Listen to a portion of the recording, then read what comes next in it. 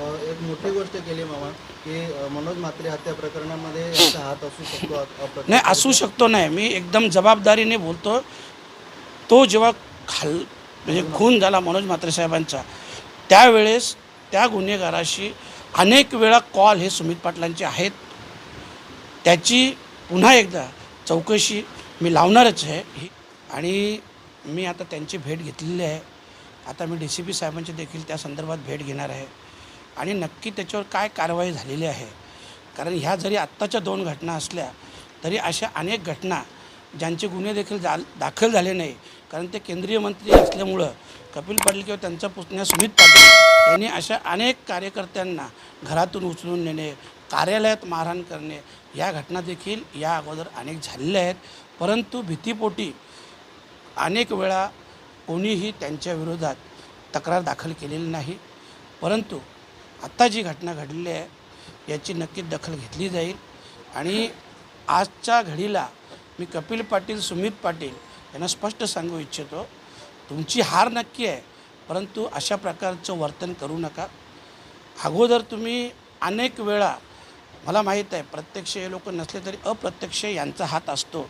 जरी तत्कालीन 2007चा आमदार योगेश पाटीलच्या घरावरचा हल्ला असू द्या, मनोज म्हात्रेचा खून खटला असू द्या, या सगळ्या याच्यात अप्रत्यक्षरित्या सुमित पाटलांचे तर अनेक फोन मनोज म्हात्रेच्या हत्येमध्ये त्या गुन्हेगाराशी होते. तर ह्या सगळ्या गोष्टींची चौकशी देखील मी स्पष्ट लावणारच आहे. परंतु आत्ता मी त्यांना याद्वारे सूचित करतो की पुन्हा अशा प्रकारचं गैरवर्तन करू नका.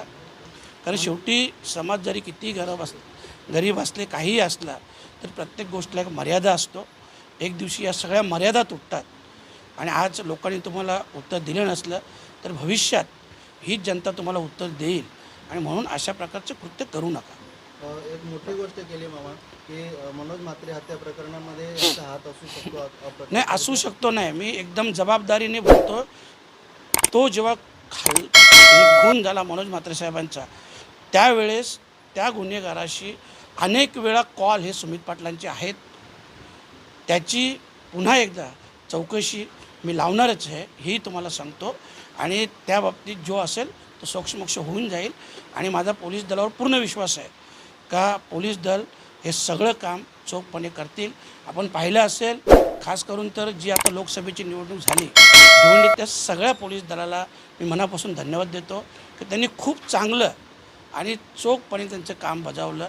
आणि माझा विश्वास आहे याही केसमध्ये किंवा अनेक विषयात ज्यांना आपण वाचा फोडण्याचा प्रयत्न करू, नक्कीच पोलीस दखल घेतील आणि माझा विश्वास आहे.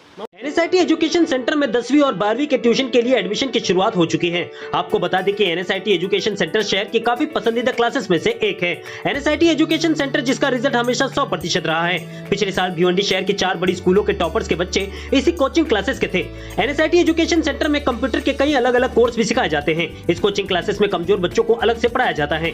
इस कोचिंग क्लास में वेल क्वालिफाइड टीचर्स एंड स्टाफ है। सिक्योरिटी के लिए यहाँ पर CCTV कैमरे के अलावा बायोमेट्रिक अटेंडेंस भी होती है। हमारा पता है NSIT education centre, first floor, above axis bank ATM, आसार होटल, दरगाह रोड, भिवंडी। इस कोचिंग क्लास की भिवंडी शहर में कोई दूसरी ब्रांच नहीं है। एक्सप्रेस न्यूज हिंदी पर वीडियो देखने के लिए करें लाइक, शेयर और सब्सक्राइब। बेल आइकन दबाना ना भूलें।